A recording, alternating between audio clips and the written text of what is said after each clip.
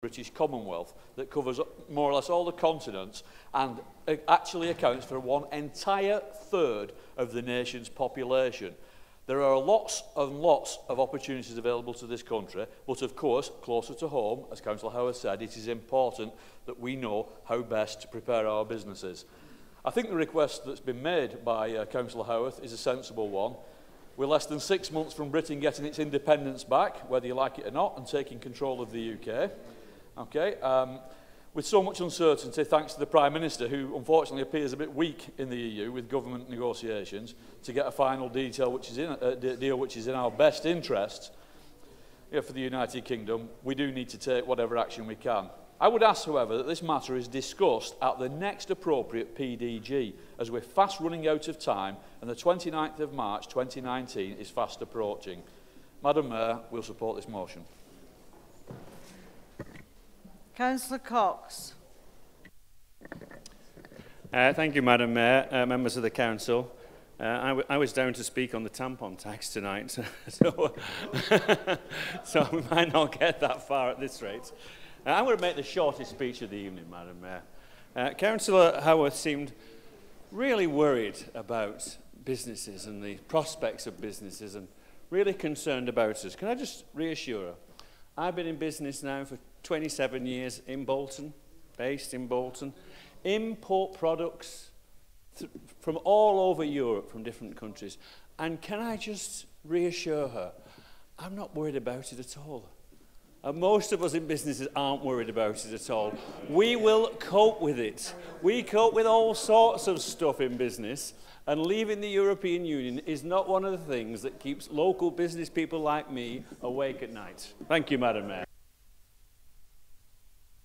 Councillor Greenhalgh.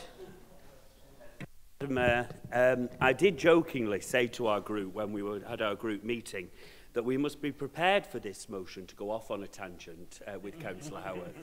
And you've lived up to expectations, so it did go off on numerous tangents there with GM and bringing all GM into it, to not even mention the motion. But anyway, I echo completely what Councillor Cox has said. Businesses will adapt.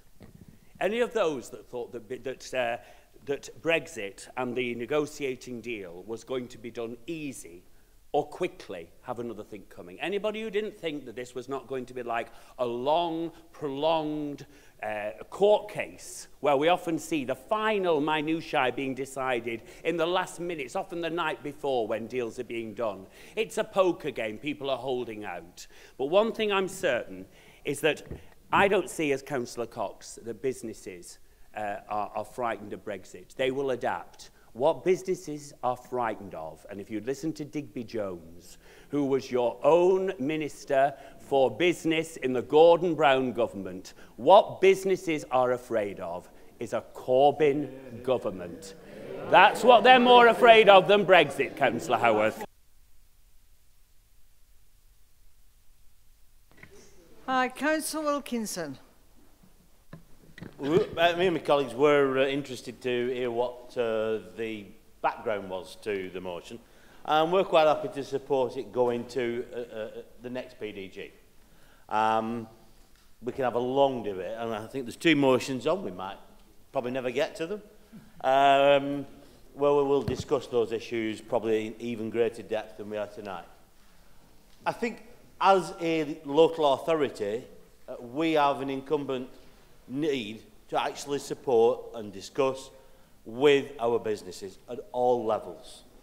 It's a fact of life. If we do not help and support local business where it is possible, then we are failing in our duty to support not only those as in particular in their role as employers, and to our residents, their jobs and their security and their well-being.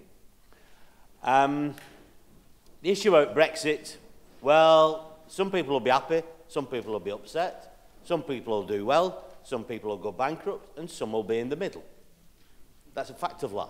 Happens all the time. Whether it'll happen, I don't know. But people will, and I have a view about Brexit, but people will adapt one way or the other. The sad thing is the denial of the Conservative Party, how they've made a complete and utter dog's dinner of this. Because, let's be quite honest, only a few months ago, when this started down with this process, there were several Conservative ministers said, this is going to be one of the easiest things we've ever done. It'll be done in a day, a week, a month. And here we are, a complete and utter shambles, because people within the Conservative government, and sadly some within the Conservative Party, have an arrogant, overbearing attitude to other people, and they think they are right, full stop. Forgetting the fact that there are many other people, not only in the EU, but in the world, who will turn around and say to you, no, we don't want to really listen to you because you're talking rubbish at times. And you will leave the problems to other people to pick up, whether it is business, whether local business, medium-sized business, international businesses. But at the end of the day, the people who may suffer are the little people right at the bottom of the food chain. The rich, millionaire Tories will still sit in their mansions and be laughing all the way to the bank. Thank you. Councillor Adia, do you wish to speak now? Thank you, Madam Mayor, members of the Council. I have to say that there are many different opinions on Brexit and the kind of different options that we currently have to consider. And there's no doubt we're not going to get any kind of consensus in terms of the different benefits of these options.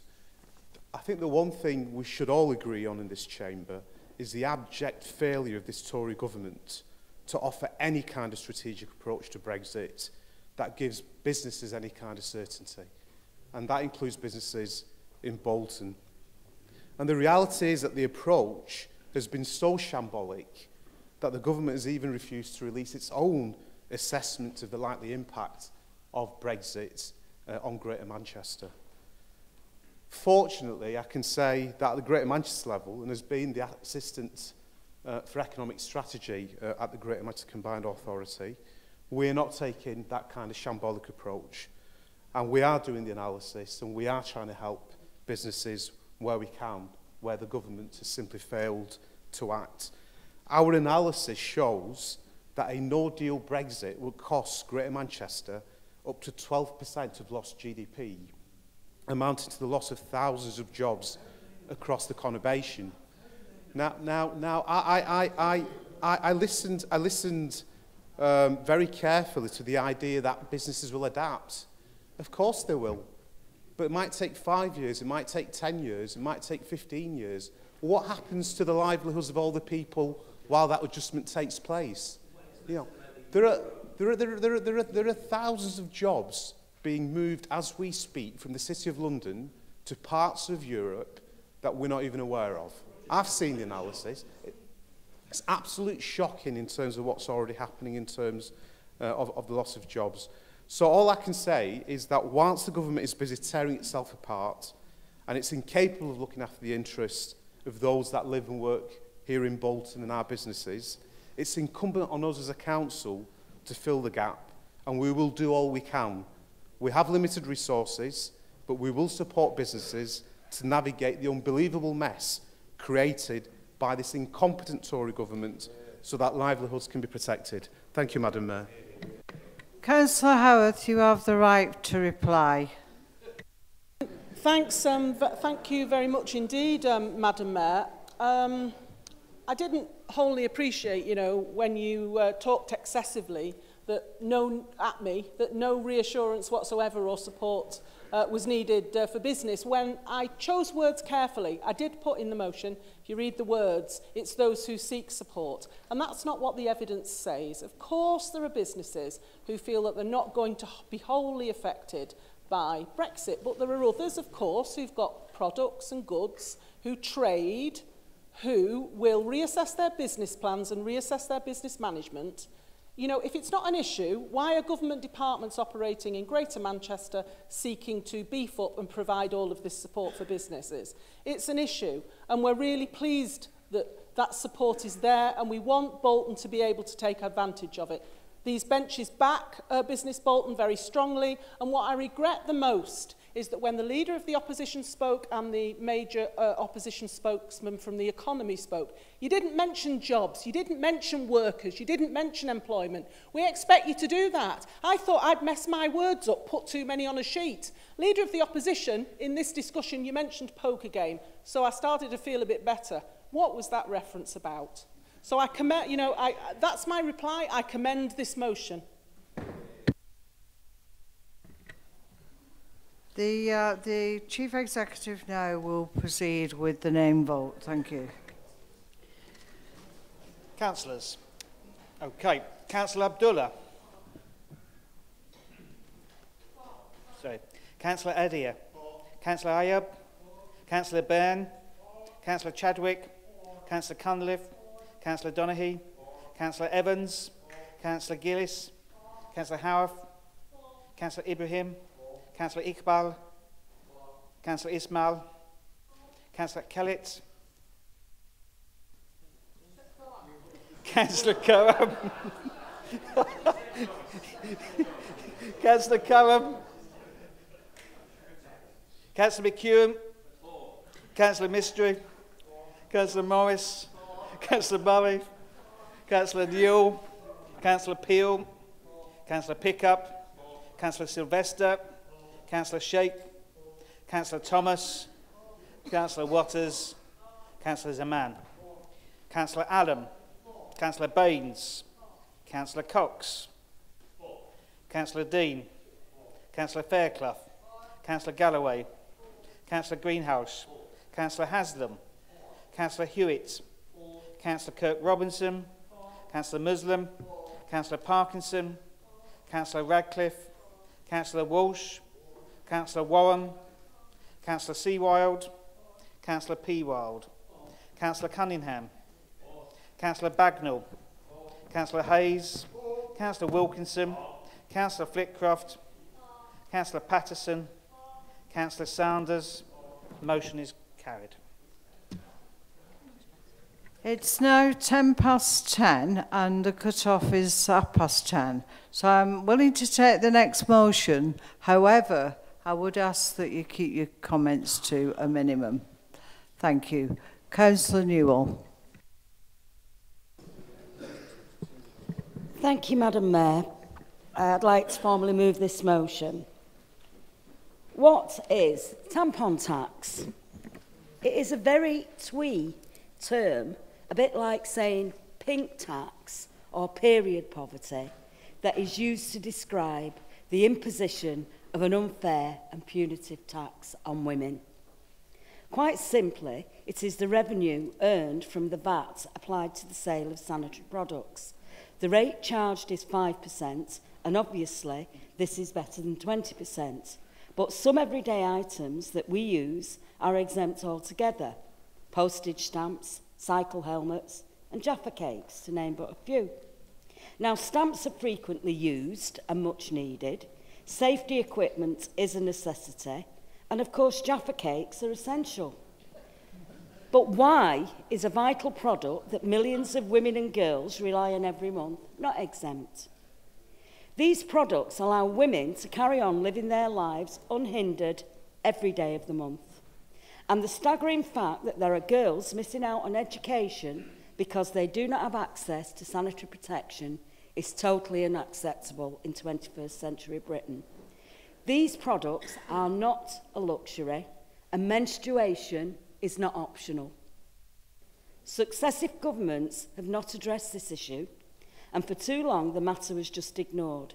But in March 2016, an amendment by Paula Sheriff was accepted in Parliament.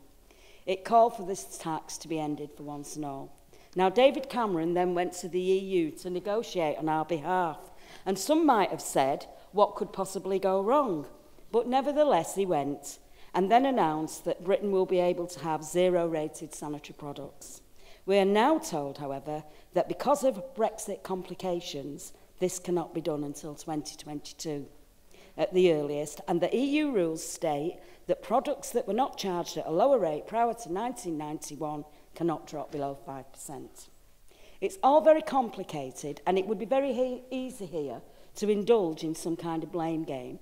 But that wouldn't help the millions of women who are adversely affected by this tax. I simply ask that the government give us some clarity on this issue and the UK's stance on this tax post-Brexit. In 2017, the Chancellor announced that 12 million from this revenue would be used to support women's charities. On the face of it, you might think that this was good news, but you may wonder, and I do, why a tax raised by women is being used to support charities which deal with women being abused. The vital life-saving services needed to deal with the abuse of vulnerable women and children should be adequately funded by central government, not propped up by taxing women. These services are exactly the kind of services we continuously see at risk of cuts and closures because of government policy. And I believe that whilst this tax is in place, any revenue should be shared out by population need to local authorities so that they can address the issue of period poverty.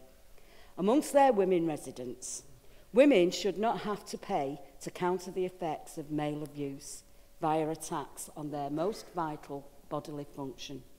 But, Madam Mayor, I can't help but think that if men had periods, we wouldn't be having this debate because period poverty just would not exist. Not having proper protection is not just a social problem. It can lead to health risks and jeopardise a woman's ability to lead and maintain a fulfilling professional and personal life. This issue now not only affects women, but younger girls are missing school and college, and now we are experiencing the impact being felt in primary schools where girls as young as 9 are now being affected. How awful that such an important milestone in a girl's life can so often be marred by distress caused by deprivation.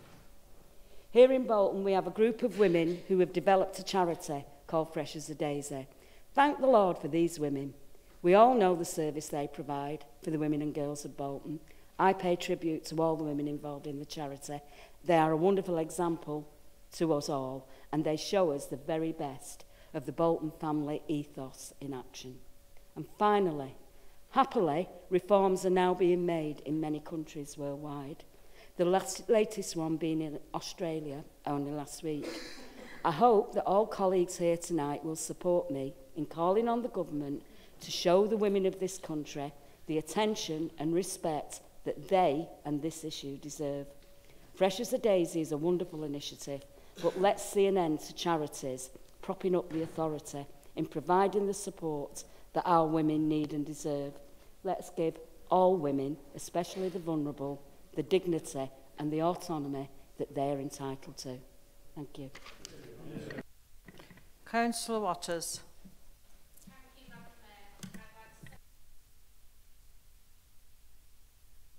Councillor Cox. Thank you very much, Madam Mayor. I'm not quite sure I've finished up with this one, but I'll give it my best shot. When I first glanced at this motion, I must say I did have some high hopes for it. At last, after 13 years of sitting in this chamber, a Labour motion asking for a tax cut. I began to wonder whether Councillor Newell might be a closet Thatcherite, maybe a fifth columnist, a fellow traveller maybe. After 100 motions calling for Bolton people to pay more taxes and 3 consecutive election defeats, I was beginning to wonder that the Labour caucus might have changed their mind on this issue. But alas, Madam Mayor, further examination of research brought the same old disappointments. Firstly, there is no such thing as a tampon tax. Councillor Newell has slipped into that oh-so-progressive notion of misnaming taxes and therefore misleading rather than enlightening the public. What Councillor Newell is referring to is the VAT levy on sanitary products. And the fact that it is VAT, the fact that it is VAT is significant, as the European Union has a say over how VAT is levied. Under EU law, you can reduce levels of VAT, existing VAT, the lowest rate pertaining to your country, but you cannot exempt a product from VAT if VAT is already levied. So we are stuck with it till we leave the European Union. Well, the good news is we are leaving the European Union. And we had the big debate about this 2 years ago. We had the referendum. And where were you then, Councillor Newell? This was the opportunity to take back control of taxes like this. Just one member from the whole Labour group stuck their head up and said, actually, it might be a good idea, because we'll be able to take back control of issues like this. At the moment, we're hamstrung with it. Now, we have made it clear, you asked for some clarity, we have made it clear at the first available opportunity, we will reduce VAT on sanitary products to 0. In the meantime, the full 15 million, not 12, the full 15 million collected will go to a variety of women's charities, all of which are listed on the government's website. On top of this, the private sector, companies like Sainsbury's and Tesco, have reduced the price of sanitary products by 5% to mitigate the costs. So there you have it. The cost of the products have been reduced. The tax collected is going to women's charities. And at the first available legal opportunity, when we leave the European Union, we are going to get rid of any tax on these products. This motion, Madam Mayor, is out of touch with reality. It's misleading, it's factually incorrect. In short, Madam Mayor, it's the perfect metaphor for the Labour Party under Corbyn and MacDonald. With motions as confusing as this, Councillor Newell, your star will shine brightly when the hard left takeover of your party is complete. Thank you very much, Madam Mayor. Councillor Warren. Thank you, Madam Mayor. Councillor Cox has covered some of what I was going to say, not all though. VAT on sanitary products is the lowest which is allowed under EU rules. In 2016, provision was added to the Finance Bill for the VAT to be reduced to 0, and it was pledged that as soon as we leave the EU, that this would happen. Obviously, we haven't left the EU yet, so the VAT is 5%. Sanitary product sales have decreased due to contraception and demographics. In 2016, VAT on these products raised £11 million, despite £15 million being allocated to the tampon tax fund. This is a fund where women's charities can bid for funding. These charities are charities that look at things like period poverty, single parents. They're all charities to help women. In 2017, £13 million was allocated to the fund. In addition to this, £20 million worth of extra funding was allocated to the campaign to end violence against women and girls. Also, £5 million was also allocated to assist women back into work after a career break. So even though there was only £13 million that were allocated to the tampon tax fund, women's charities received much more in 2017. I have absolutely no problem myself paying my £1.78 a year in VAT being used to help charities to help women. However, as Councillor Cox said, I suggest that if you do have an issue with it, Councillor Newell, you purchase your feminine products at companies such as Tesco, Co-op, Morrison's, or if you're a little bit posh, Waitrose. Thank you. Councillor Wilkinson. We will support the motion. This is a tax. Councillor Newell has quite clearly explained a deal was done by the Prime Minister to remove the taxation. We're still waiting. Sorry, the previous one. Well, there'll be another one in a bit, but don't worry. And it is a tax which is wrong. It is a tax on dignity. Simple as that. Dignity and the right of over half the population of this country. Obviously affects different ages, but it is a tax on dignity. End of. We will support the motion. I realise time, Madam Mayor. I am getting really tempted to say what I really think sometimes, but I won't. I'll be honest, I work in a tough environment, and my job is not to be always nice to some people. as Councillor Cox knows. But actually, Martin, some of the joke you tried to make of this is stupid and a disgrace. Sorry, it is a disgrace. Sorry, Martin, when you stand there and try and make fun of an issue of dignity, you're in the wrong place, full stop. Some things do not deserve mockery and ridicule. We will support the motion.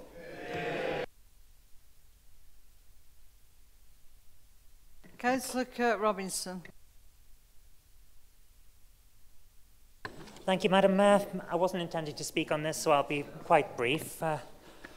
As has already been said, this is an EU tax. We can't do anything about it until we leave the EU. So your second question that you've asked is answered by yourself when you said that we can't do anything about it until 2022. Question one, why is it being used to fund vital services? We have to collect the tax. It's what we have to do. The EU's told us we have to do 5%, so what would you prefer it to do? Would you want it to go on roads instead? We've got to collect it, we've got to use it, we're using it. And for your mocking remarks then, if men had periods, then tax wouldn't exist. Well, some men do. Transgender men do have periods, and they have to pay this tax too. Councillor Thomas. Well, I think actually, oh, it's gone. I think actually Councillor Wilkinson said in probably a more aggressive way than I would, for what I felt. Because, you know, somebody said only a man. I would say only a Tory man could come out with such rubbish as you've just come out with. And it's just not a laughing matter. It's not a laughing, yeah, but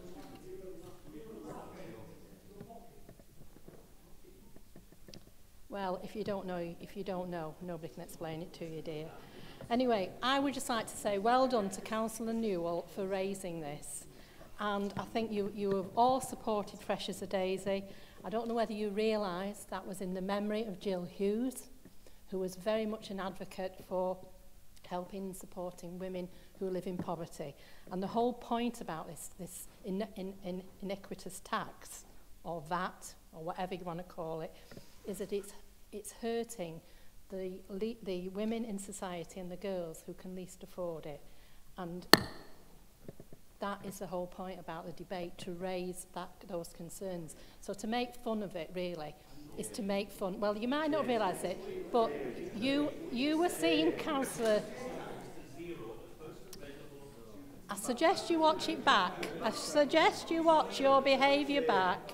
You were jeering, and it's unbecoming of a councillor in this council chamber to jeer about this. No, I'm not a politicking. I'm quite angry, and I don't often get angry.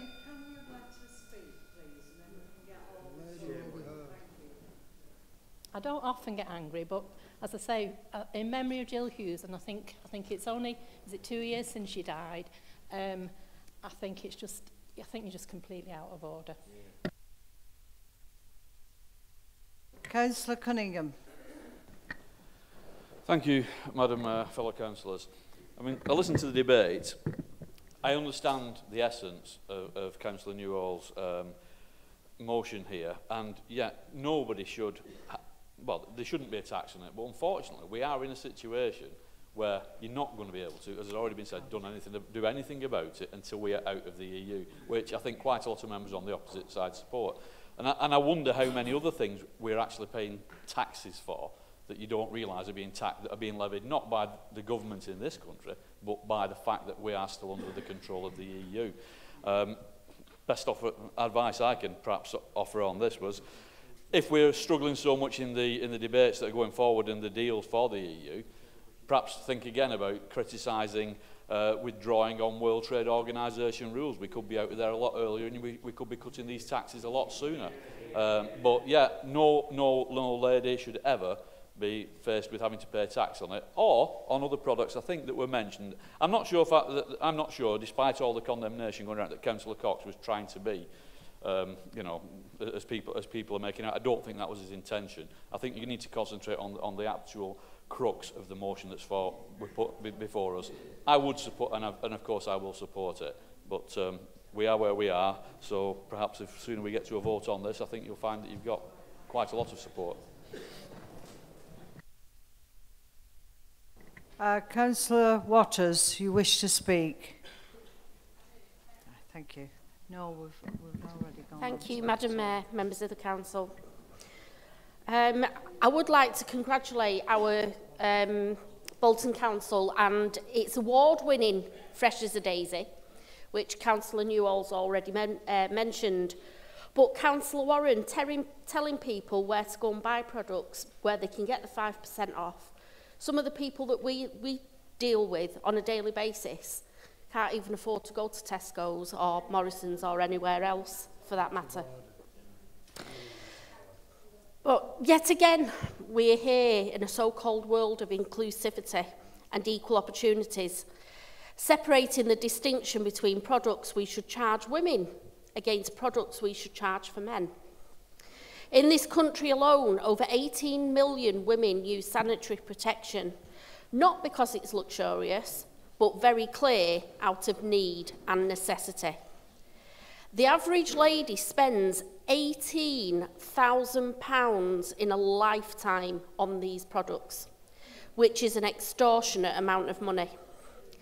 It was agreed that the VAT on these products would be aimed at 0% VAT, yet here we are with them still being charged with the 5%. This is not fair and it is not just. The government's own agenda is aiming for the 0%, yet here we are several years later still waiting. But now let me see. The government are also saying that they can't reduce anything lower than the 5% because that is the EU rule. Well, let's hope that in the Conservative budget at the end of October, there'll be a clear statement from the Chancellor that come the time when we are no longer in the EU, he will reduce this to 0%. And Councillor Cox has promised that that's going to happen. So let's see if it appears in the budget.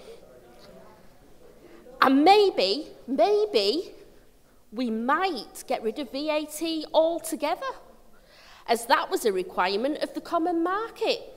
But alas, that's probably where my dream will end, because there's more chance of seeing an elephant fly.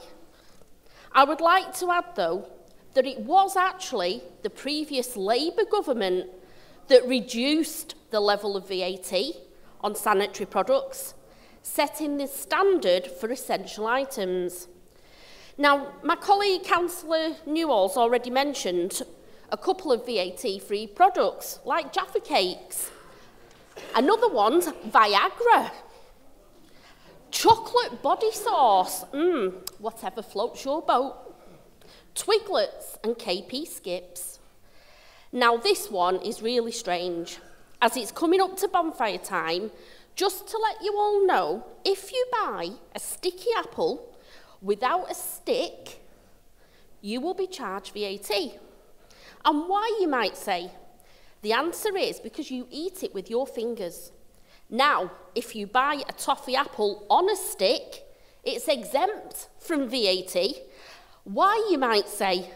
Because it's classed as fruit covered in sugar. Absolutely balmy.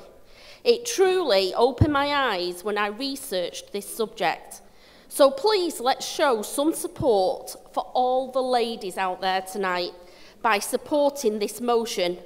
This is not a subject for levity, and I second the motion. Councillor Newall, would you like to sum up? I'd just like to say, Councillor Cox, just repeating what my colleague has just said, none of this is a subject for levity. There'll be girls going to school tomorrow with tissue papers stuffed in the knickers because they can't afford any protection. There'll be women in abusive relationships who don't use sanitary protection because they're abused by men who don't allow them to.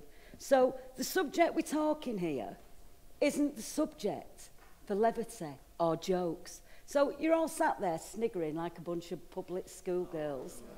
and schoolboys. It's not funny. I don't need mansplaining what a tampon tax is, because your government call it the tampon tax. I understand a little bit about EU law, and obviously not as much as you do. All we asked for was clarity from the government what they will do when we leave Brexit. Yes, that's right. And with regard to charities, we don't want charity. We don't want charity for women and children. We want their facilities to be adequately funded by the government. But while this levy is being raised, and it is 15 million, it isn't 15 million. 15 million was the amount that George Osborne allocated. It was cut by 3 million the year after by Philip Hammond. And that money should come to local authorities so that we can look after our women and girls. And you really, every time I think the Tories can't go any lower, you never fail to surprise me. You always hit a new low. Thank you, Madam Mayor.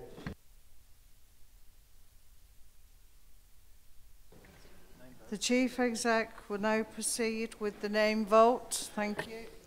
Okay, ladies and gentlemen. Councillor Abdullah.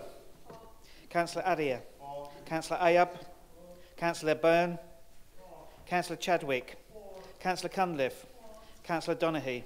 Councillor Evans. Councillor Gillis. Councillor Howarth. Councillor Ibrahim. Councillor Iqbal. Councillor Ismail. Councillor Kellett. Councillor Curran. Councillor McEwen. Councillor Mistry. Councillor Morris. Councillor Murray. Councillor Newell. Councillor Peel. Councillor Pickup. Councillor Sylvester. Councillor Sheikh. Councillor Thomas. Councillor Waters. Councillor Zaman. Councillor Allen. Councillor Baines. Councillor Cox. Councillor Dean. Councillor Fairclough. Councillor Galloway. Councillor Greenhouse. Councillor Haslam. Councillor Hewitt. Councillor Kirk Robinson. Councillor Muslim. Councillor Parkinson. Councillor Radcliffe. Councillor Walsh. Councillor Warren. Councillor Seawild. Councillor P. Wild. Councillor Cunningham. Councillor Bagnall. Councillor Hayes. Councillor Wilkinson. Councillor Flitcroft. Councillor Patterson. Councillor Sanders. The motion is carried. Madam Mayor, that concludes the business of the Council. I just wanted to... sorry.